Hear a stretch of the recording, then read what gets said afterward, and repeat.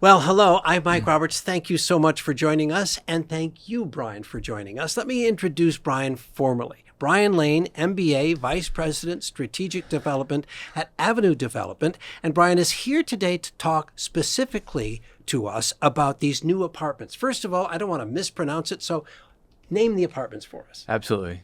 It's Viva Bene at St. Peter's is the community we have. And that's Italian. It is Italian. And what is implied by that meaning? Yeah, it means living well, live the well life, right? The good life. Yeah.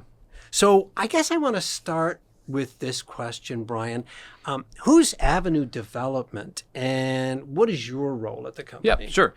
So Avenue Development is a full real estate development group that specializes in strategic answers to those companies who are wellness focused. So typically about 75 to 80% of all that we do is in senior living. So either healthcare or senior living properties. And so my role in that is, as a strategic development, is to find where we want to go, right? Where in the country do we want to go that fits our vision for Viva Bene? And then once we find those locations, I hand that off to our development and construction team as they build and construct the community. As we get close to opening, then I tap back in and work with our operating partners through the pre-leasing stages. And then once it opens, then the lease up and operations of the community going So forward. you chose St. Peter's. Why St. Peter's? St. Peter's fits exactly what we want to do. We're from the Midwest. It fits perfectly into that vision that we have.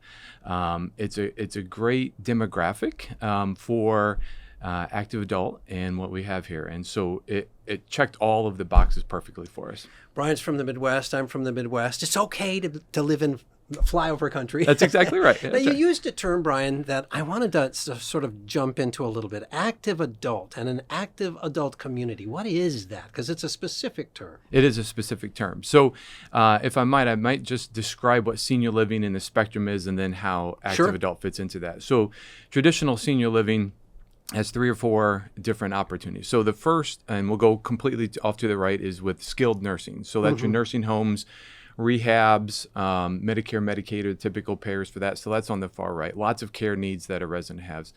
Come back one step to the left and you have your assisted living and memory care communities, right? And so most people are familiar with what that is. And then one step to the left from that is independent living. So that's even less care. And that used to be the entry point into senior living.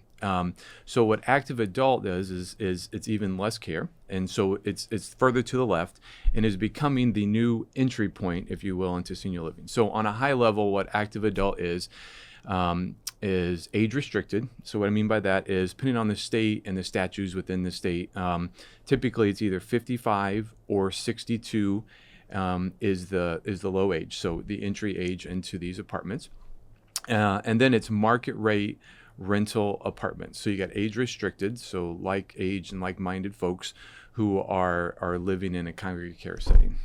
It's an environment that supports the needs of those folks at those ages. So what is that environment like? It does support that. So like all the way through the traditional senior living, that does support that living. What this does is it allows that person to only take what's necessary and what they need, right? So as we are pre-leasing our community here in St. Peter's, we have folks in their 50s and we have people who are absolutely still working and they're just choosing this location because of the like-aged and like-minded people and the community that will come of that interaction and those folks living together. So let's define for me traditional senior living, multifamily apartments, and how those are differentiated from your community. Yep, sure. So I'll start with multifamily and the difference there. So when you look at the communities, they're going to look very similar. So the apartments are going to look very similar, the structure of the building, et cetera. So about 130 to 180 apartments is what you're typically going to see. 1 and 2 bedroom apartments, all that's going to be the same. So what's different with active adult to multifamily is the age restriction, the like-minded folks living together, and then the sense of community that they'll have with that. And so what we'll do with the operations is we'll provide those opportunities for those residents living there of whatever their interests are, whether it's bringing things to the community or whether it's taking trips and doing things out, right? Your traditional multifamily really doesn't do that. You just kind of live there and you come and go and you do what you do. This is going to have purposeful community that's there. So there will be an intended outgrowth of this interaction within the community because people have made the choice to live here. Are you expecting that to just sort of grow sort of organically? Yeah, that's exactly right. I don't know if I could have said that any better. It will. They're making the choices to live there, not that they have to live there.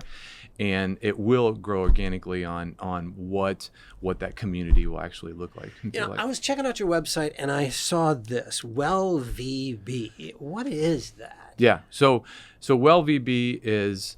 so we are incredibly excited about this, and this is our opportunity and our opportunity to flip healthcare and how people approach healthcare. So what I mean by that is so most people are reactive to healthcare, right? Who goes to the doctor unless you feel bad, right? Right. No one, right? And so what we want to do is we want to have our residents be more intentional and be proactive to your health and versus reactive and waiting till you get out. So real quick example is, so you're at home, you're starting to not feel well, you got a fever, I have an infection of some sort that's happening.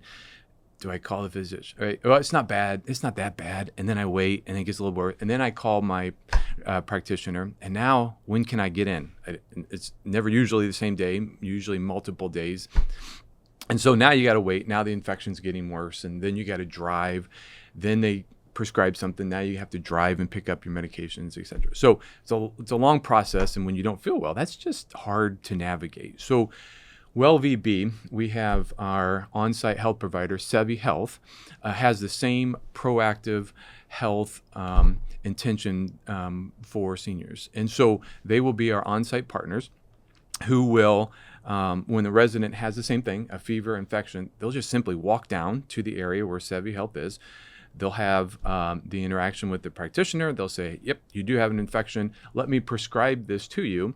And oh, by the way, we'll have the pharmacy deliver it to the community. So now the resident can say, I don't feel well. I'll walk down. I'll go back to my apartment. I'll wait for my medication to arrive, usually same day, and not have to go through all those things. And so by doing that, it's making them be a little more proactive, right? I'm not going to wait and see if I can wait it out and see how, but in between, when everybody feels well, we want to be intentional with the health and how do we bring programming and educations and thoughtfulness into their lives so they can learn more about whatever their illnesses might be going forward. And I love the idea that this organic community, they're going to share this information with one another. Sure.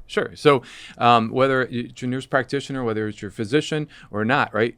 The convenience of having somebody right there in the community, you go down and see them and have whatever needs you are taken care of. Okay, so are you under construction now? And maybe if so, what's the ETA? Yep. Great question. So we are under construction.